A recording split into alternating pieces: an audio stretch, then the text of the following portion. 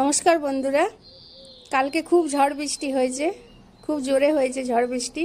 সকালে উঠে দেখছি বাইরে আম পড়েছে, তো সেই আমটাকে আমি কুড়িয়ে ভালো করে পরিষ্কার করে ধুয়ে আর ছুললাম।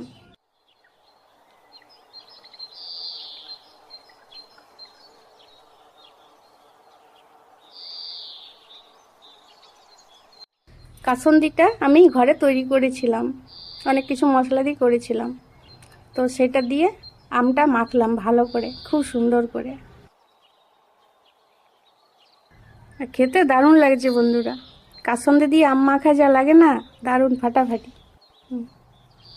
এই আম মাখাটা বা এইটা দেখে আপনাদের যদি ভালো লেগে থাকে, লাইক শেয়ার করবেন, তো সাবস্ক্রাইব করবেন।